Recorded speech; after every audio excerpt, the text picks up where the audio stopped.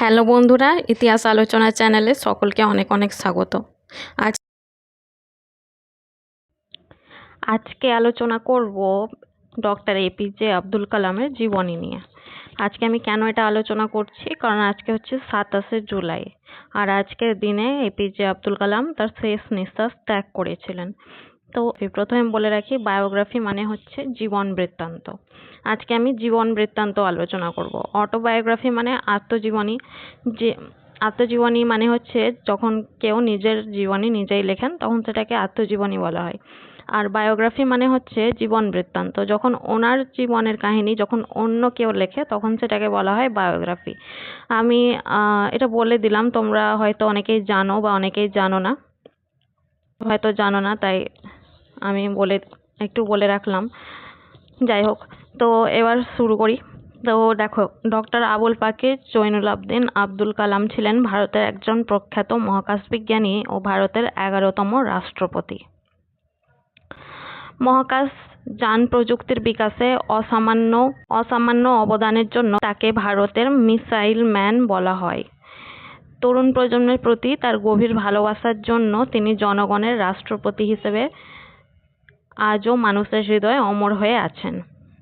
তাহলে doctor APJ Abdul Kalam কোথায় জন্মগ্রহণ করেছিলেন, কত সালে জন্মগ্রহণ করেছিলেন সেটা তো জানতে হবে। Doctor APJ Abdul Kalam 15ই October 1931 সালে তামিলনাড়ুর সাধারণ মধ্যবিত্ত পরিবারে তিনি জন্মগ্রহণ করেন। তার বাবার নাম হলো জৈনুল আবেদিন এবং মায়ের নাম হলো আসিয়াম্মা। নিজের পড়াশোনার খরচ মেটাতে ও পরিবারকে সাহায্য করার জন্য তিনি ছোটবেলায় সংবাদপত্র বিক্রি করতেন। তো এপিজে আব্দুল কালামের যে পারিবারিক অর্থনৈতিক পরিস্থিতি ছিল সেটা খুব একটা ভালো ছিল না, তাই তিনি ছোটবেলা থেকে সংবাদপত্র বিক্রি করতেন। রামেশ্বরম এলিমেন্টারি স্কুল এবং রামনাথপুরমের সোয়ার্জ হাই স্কুল থেকে পড়াশোনা শেষ করে তিনি তিরুচিরাপল্লীর সেন্ট জোসেফ কলেজ থেকে পদার্থবিজ্ঞানে স্নাতক ডিগ্রি অর্জন করেন। 1960 সালে গবেষণা হিসেবে তার কর্মজীবন শুরু হয়। তিনি ভারতীয় মহাকাশ গবেষণায় ইসরোতে গুরুত্বপূর্ণ ভূমিকা পালন করেন। তার নেতৃত্বে ভারতের প্রথম দেশীয় স্যাটেলাইট ভেহিকল তৈরি হয়, যার মাধ্যমে 1980 সালে রোহিণী উপগ্রহ মহাশূন্যে স্থাপিত হয়। তার হাত ধরে এরপর যেগুলো নাম বলবো ওগুলো অবশ্যই খাতায় নোট করে নেবে, তাহলে তোমাদের মানে পড়তে সুবিধা হবে আর নিয়মিত রিভিশন দিতেও সুবিধা হবে। তার হাত ধরে অগ্নি, ত্রিশূল, পৃথিবীর মতো ক্ষেপণাস্ত্র তৈরি হয়। তার এই অবদানের জন্য তাকে মিসাইল ম্যান অফ ইন্ডিয়া বলা হয়।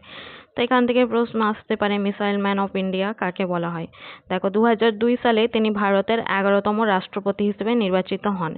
এটাও ইম্পর্টেন্ট, কত সালে তিনি ভারতের রাষ্ট্রপতি হিসেবে নির্বাচিত হয়েছিলেন, এবং 2007 সাল পর্যন্ত এই দায়িত্ব পালন করেন। তরুণ প্রজন্মকে স্বপ্ন দেখাতে ও তার বাস্তবায়নে উদ্বুদ্ধ করার জন্য তিনি বেশ কিছু জনপ্রিয় বই লিখেছিলেন। তার জনপ্রিয় বইগুলি খুবই ইম্পর্টেন্ট। প্রথম রয়েছে উইংস অফ ফায়ার, তারপরে United minds, India 2020, my journey. তো এখান থেকেও প্রশ্ন আসতে পারে যে মাই জার্নি বইটির লেখক কে।